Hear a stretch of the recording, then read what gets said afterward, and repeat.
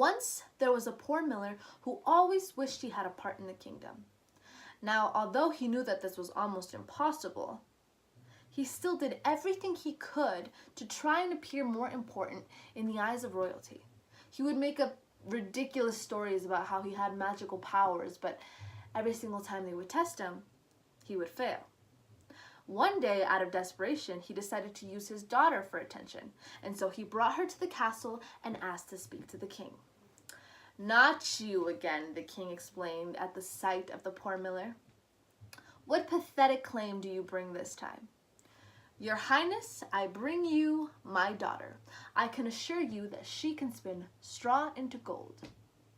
"Is that so?" the king asked, and he motioned the daughter, and he said, "Come over here."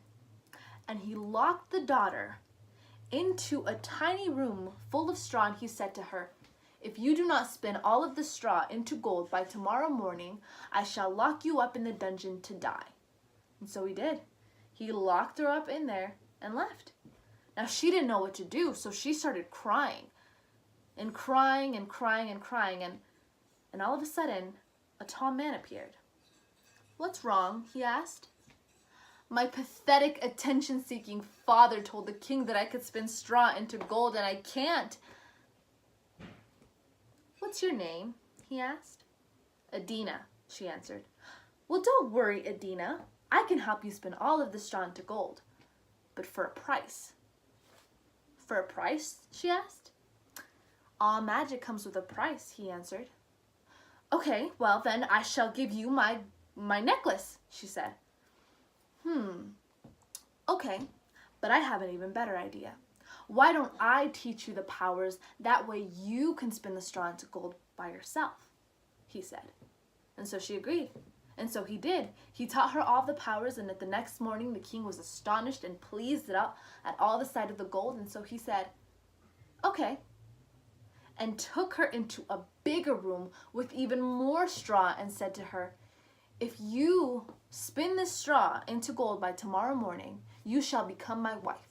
But if you do not, I shall lock you up in the dungeon to die." "Okay," she thought. "Well, I'll just use the same powers the tall man taught me and spin all the straw into gold," she thought. But when she tried to use all her powers, they were too weak. There was too much straw in that room, and her powers weren't enough to turn all of it into gold. And so she started crying and crying and crying, and suddenly the tall man appeared once again. And he said to her, "Well, this seems like a lot of straw, and your powers are much too weak to handle all of this."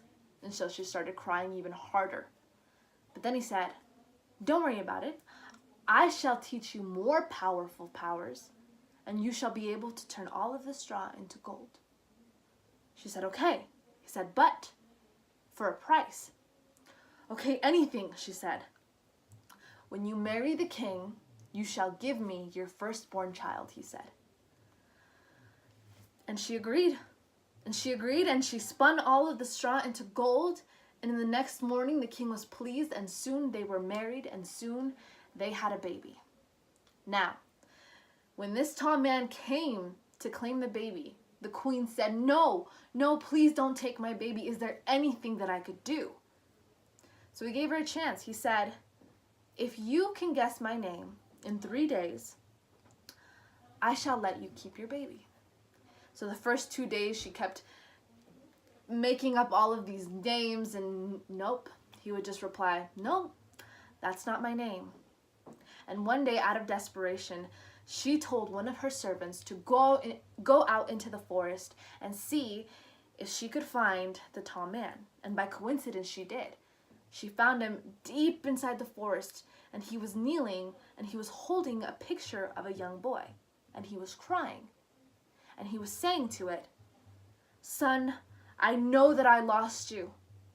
I know that I failed you, but I promise you that I shall not let my new daughter be torn away from me. And I shall give up all of my magical powers and raise this girl. Or my name isn't Rumpelstiltskin." And so the servant ran back to the castle and immediately told the queen. On the 3rd day, when the tall man came back to claim his daughter, he came and he gave her one last chance. Okay, she said, I've tried everything, but there's one thing that I haven't tried, she said. Is your name Rumpelstiltskin, she said. How could you possibly know my name, he said, and he ran out of the castle, never to be seen again. Except by the queen's daughter. He swore to his son that he would raise that daughter, but he did it in all the wrong ways.